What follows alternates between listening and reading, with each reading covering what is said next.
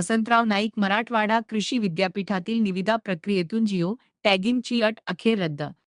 वसंतराव नाईक मराठवाडा कृषी विद्यापीठातील निविदा प्रक्रियेत अनिवार्य करण्यात आलेल्या जिओ टॅगिंग या जाचक अटीमुळे भ्रष्टाचाराला खतपाणी मिळत असल्याचा आक्षेप महाराष्ट्र नवनिर्माण सेनेचे जिल्हा संघटक श्रीनिवास सोनू लाहोटी यांनी नोंदवला होता.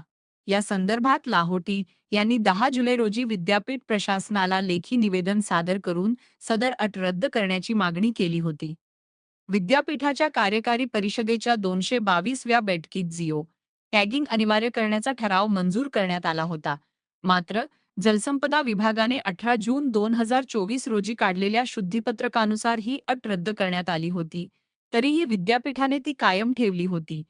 मनसेच्या या निवेदनाची तत्परतेने दखल घेत विद्यापीठ प्रशासनाने अवघ्या 3 दिवसांत म्हणजेच 13 जुलै रोजी अधिकृत पत्र काढून ही वादग्रस्त अट रद्द केली आहे.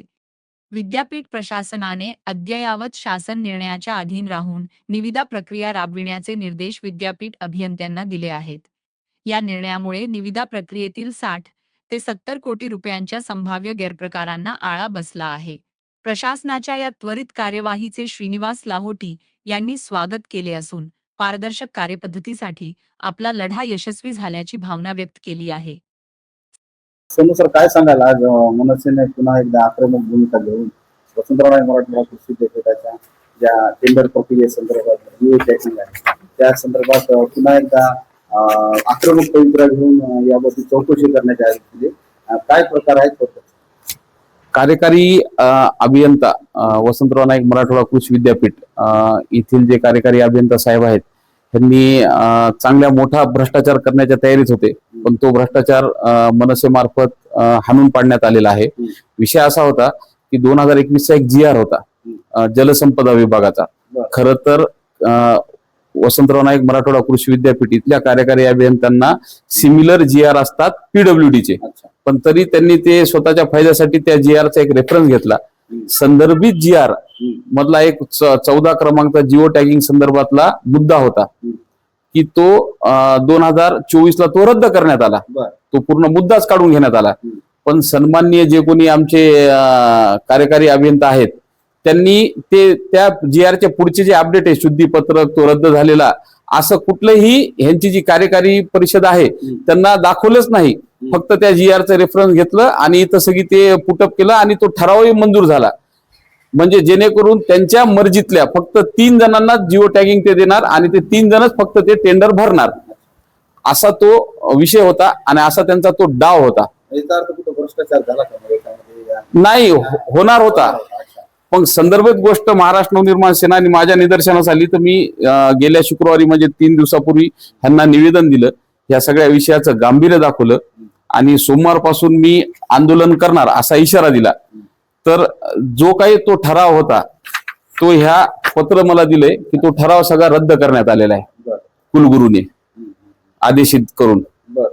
तो मुळात झालेला ठराव तुम्ही निदर्शना आल्यावर हो रद्द झाला. समजा तो निदर्शनास आला नव्हता तर कमीत कमी 100-150 कोटी रुपयाचे काम पुन्हा एकदा ते मर्जीतल्या लोकांना, म्हणजे माझ्या तर हिशोबानं की इतकी मरमर इतकं जळजळ करणारा जो कार्यकारी अभियंता असतो का तो स्वतःच गुत्तेदार आहे. अच्छा, तो स्वतःच इथं गुत्तेदारी करत आहेत.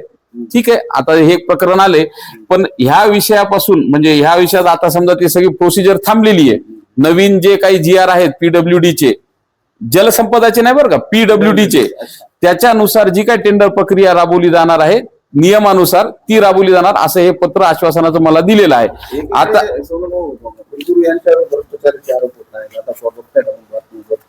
आणि बऱ्याच काही प्रमाणामध्ये नाही, माझ्या अभ्यासानुसार जे कुलगुरू बद्दल भ्रष्टाचाराचे आरोप आहेत त्याच्यात हे सगळे सहभागी आहेत. म्हणजे फक्त आज नाव कुलगुरू साहेबांचं होतंय असतील, म्हणजे ते असतीलही तसे भ्रष्टाचारी असतील, मला त्याच्याबद्दल माहित नाही.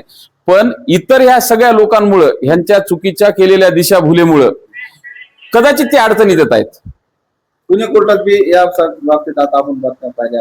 हो ना, आता त्याचं ते मला त्या संदर्भात काही अभ्यास नाही. तो अभ्यास झाल्यावर नक्की मी त्या प्रकरणात हात घालीन. आता या संबंधी भेटला, आपल्याला पत्र भेटलं, काय म्हणणं आलं अधिकारी? अधिकाऱ्यांचं म्हणलं आलं की ते व्हिडिओद्वारे तर तुम्हाला अगोदर तुम्ही सगळी ते फुटेज घेतलेले आहेत. त्यांचं म्हणणं आलं की हे बरोबर आहे, तुमचं आमची चूक आहे, म्हणून आम्ही तात्काळ ह्याच्यात कुलगुरू साहेबांनी आदेशित केलेले आहे आणि तसं पत्र हे त्या कार्यकारी अभियंत्याला दिलेले की ते सगळं रद्द करा आणि नवीन नियमानुसार सगळं सुरू करा. कारवाईच्या संदर्भात काय पुढची आपली आता नाही, आता त्यांनी फक्त हे रद्द केले. मी त्यांना या कारवाईबद्दल काय करणार हे विचारणा केली होती, पण ते काही हे नाही. पण तरी मी उद्या परत एक पत्र ह्यांना देणार आहे की ह्याच्या संदर्भात हे जे दिशाभूल केली, हे जे चुकीचं मार्गदर्शन केलं, तुमचा हेतूच बरोबर नव्हता, हेतूच चोरीचा होता, असा विषय आहे. तर त्या संदर्भात उद्या मी निवेदन देईल आणि त्याचाही पाठपुरावा करेल, कारण की त्यांच्यावर कारवाई होणं आवश्यक आहे. इतक्या सगळ्या लोकांची, इतक्या ती काय कार्यकारी परिषद त्यांची, त्याच्यात सन्माननीय आमदार साहेब आहेत, सूचक अनुमोदक ते आमदार केनेकर आहे, या सगळ्यांना अंधारात ठेवलेले आहे त्यांनी. ते सगळे मी पेपर्स तुम्हाला पाठवीनच, ते तुम्हाला लक्षात येईल. चालेल.